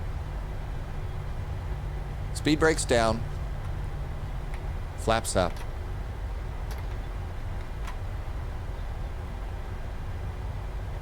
Landing lights off. If we have time, strobes off. Traffic off. Transponder. And taxi in. If I look off to the side, I've already got my moving map already set up. So my moving map is looking good. We're off at Mike 6. We're on the north side, so we're looking for Bravo November. And at this point, I'll go and add just a little bit of throttle. There's other airplanes coming on in. Denver's a busy place. So adding just a little bit of throttle here. Can also disengage the auto brakes. And looking good here. About 15 knots or so for this until we get to Bravo November. So as we get close, you'll see me pull the throttle back just a little bit. Everything's good to go here. Speed brakes down, flaps up. Got the airplane nicely cleaned up there. Not taxiing in with your speed brakes up. That's embarrassing because in Microsoft Flight Simulator, everybody can see your speed brakes. Okay, so we're coming up on Alpha November. So 2 more taxiways is ours. There's about 13 knots. Let's kick it up just a little bit faster. But if you look out the side, I mean, this is kind of what it looks like as you're taxiing. This is a good taxi speed for us.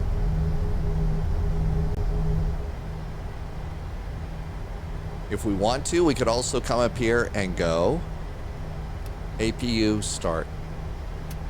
APU is starting.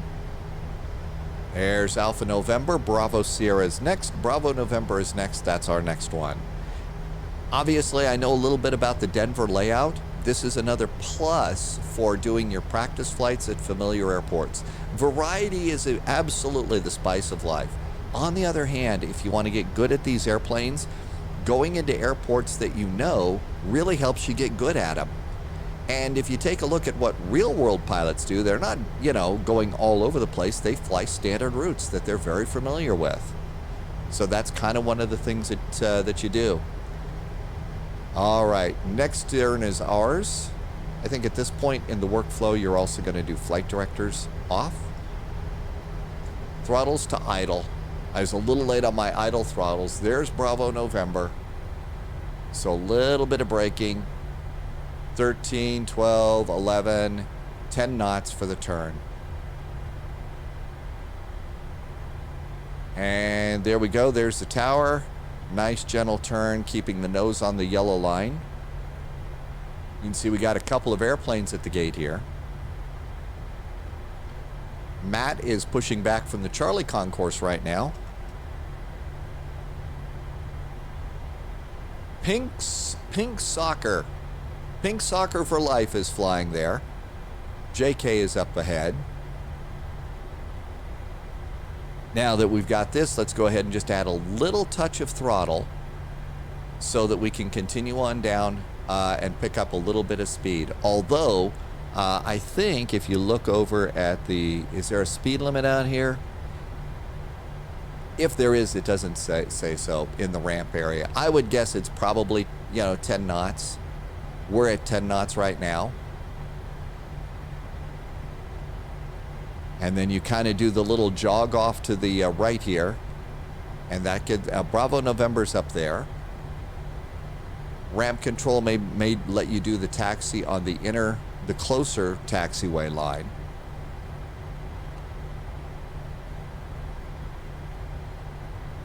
But pretty much whenever I'm at Denver, I think they pretty much keep them all here.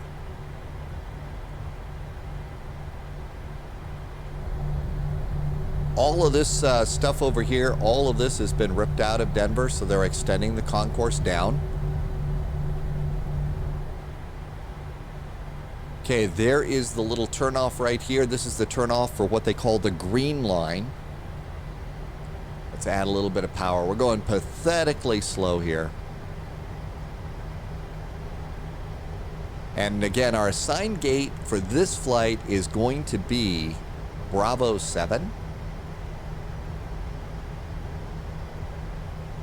Now, one of the things that we could do is we can come over here and I'm going to go thrust idle. We're not in anybody's way, right?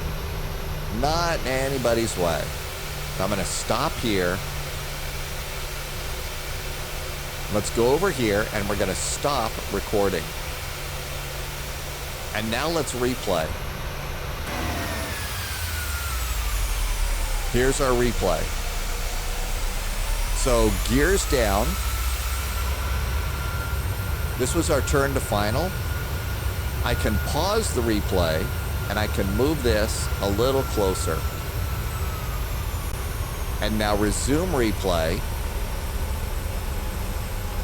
So you can go and check your landing rate. Now, if we look at SimToolkit Pro said that my landing rate was a -161. That's actually really freaking good for me. That's really good for me. Usually I'm in the 200s, so that was actually a pretty good landing rate. So now's a good time to just go and have a look at your landings. It does kind of mess up your airplane a little bit though after you use replay. So when we get done with the replay, you'll see that it's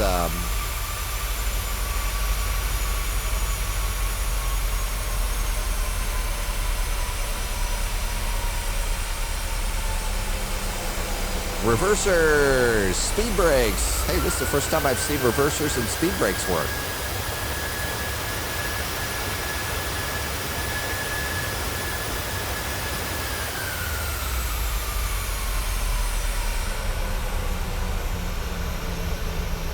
I haven't seen those work before on this. And off on the high speed. I think I dropped my speed brakes by now, so that's, I think I did my speed brakes earlier. Come on, speed brakes, go down. Go down.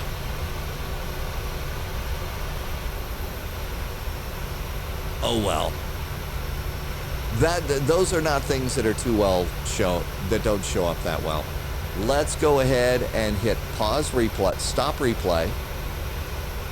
And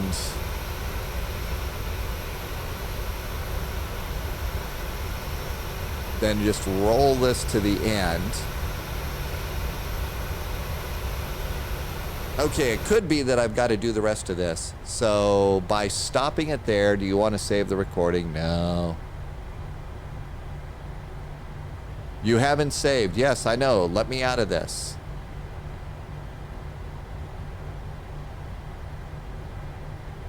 Well, it's not letting me get out of replay mode. Let's see. Are my speed brakes still up? Let's see what happens here. Anyhow, this is cool. Let's go ahead and see if we can... There goes speed brakes down.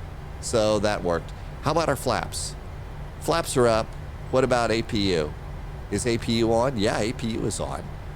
So that's it left us at the end of the replay here. So we get to do a little bit more of the taxi.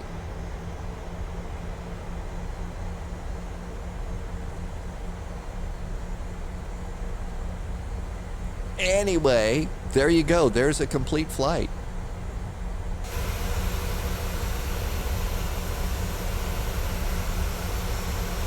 This is, I'm still trying to hack my way through a lot of the flight manuals to learn about these airplanes. So my workflow is changing a little bit here and a little bit there, but not very much. So that's kind of a cool thing to continue learning about the airplanes. But hopefully some of this works for you. I think that one of the things to do now that you've seen this, go do a flight like this tomorrow morning out of your hometown airport to the big city airport that you fly out of. Now, if you are already in a big city, then go and try, the big city to another hub or something like that. But these are just the ways that you can go about smoothing out your workflow on the airplanes and flying more like a pro. So I get another shot at getting my speed down. Oh no, we're already at 20 knots. There's no way. Taxiing, oh yes, definitely taxiing fast here. So there's 10. I'm not going to taxi all the way down to Bravo 7. We'll just continue. We'll just go to our first gate out here on the east side. So nice look over here.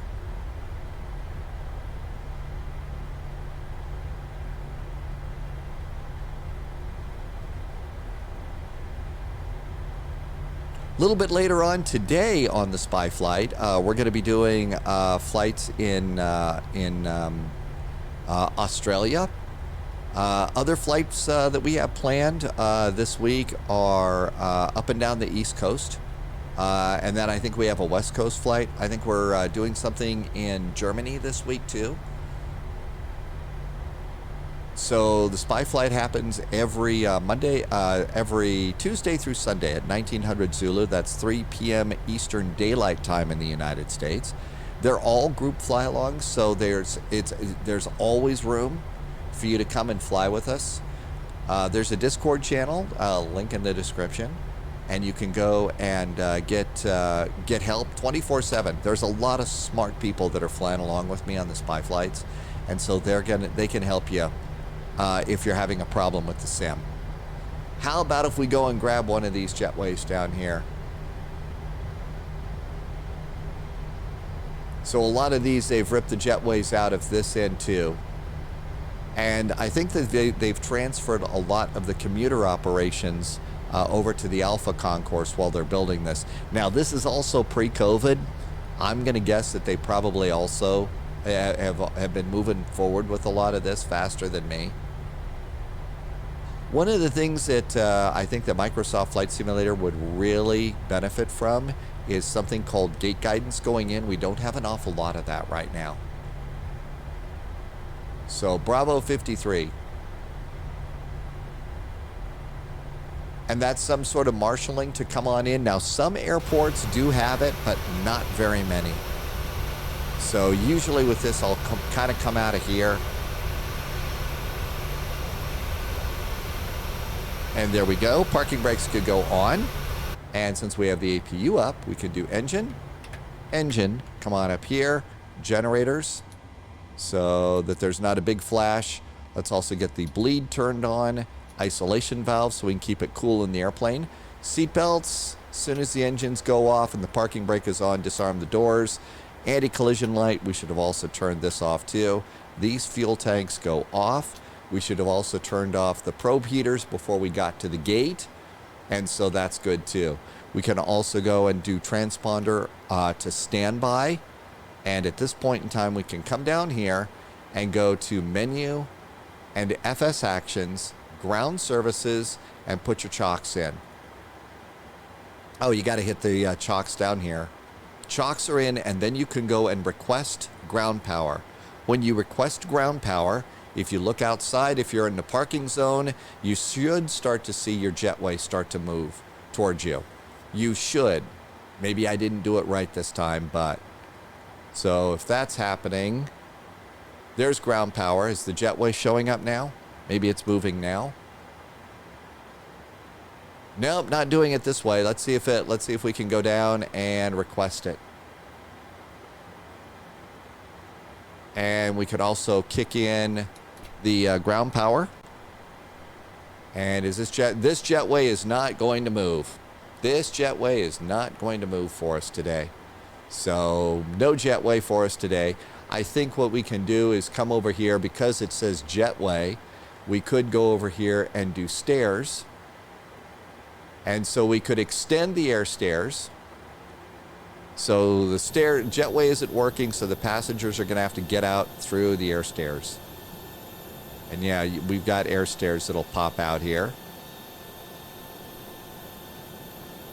And once the air stairs are out, you can come back here to return, go to doors, open the L1, go back over here, back to ground services, next page. You can go to the passenger loading and put a 0 in.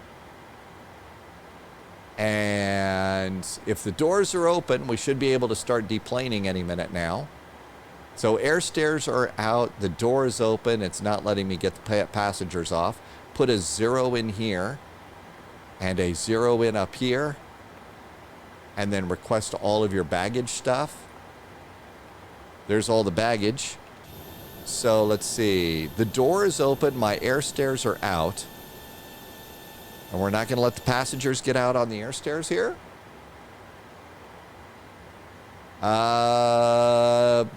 It's not going to let me get rid of my passengers. So, I don't know. The passengers are just going to have to sit here. Let's see. Did I forget? Seatbelts are off. Doors are off. I don't know. It's a crazy airplane. Anyhow, we made it. Nobody was hurt. Nobody was arrested. That's the important part. And if that works for you, then hopefully it makes your flights in these more complex jets even better. I'll figure out why I can't get the passengers off. Thanks for flying with me today. I do hope that this helped out. I hope you'll join us over on the Spy Flight. Spy Flight, as I mentioned, Tuesday through Sunday. It is 1900 Zulu, and you're always welcome. As always, with my YouTube videos, I always like to do the disclaimer. It's not about the right way or the wrong way. This is just what works for me. I'm new on YouTube, so I'm still reading every comment and every question. And if you've got a flight that you'd like me to do or something that I haven't talked about, please put that in there. If you did like what I am doing, I have gone full-time in content creation. I'm still new in the world of YouTube. So I'm not monetized yet. If you'd like to show some support and help speed me on my way of content creation, you could do that over at Ko-fi, or just come on over to the Spy Flight. You can also do a really nice subscription. That would help too. And I know why it is that I can't unload my passengers. I need a passenger bus. So we need a passenger bus, and then once there is a passenger bus by PMDG. How about that? There's passenger services, and then once we get passenger services up there, and as it goes and drives through the jetway, and now I bet we can go, and it's connecting. Come on. Last thing before we go. Let me get the passengers up. Hey, look at that. Passengers can now get off. We succeeded. Thank you for flying along with me. I hope this helps out as you try and navigate your way through these more complex airplanes. Again, the scenery is so incredible here in Microsoft Flight Simulator. It just makes the whole experience so much better. I hope you are doing well.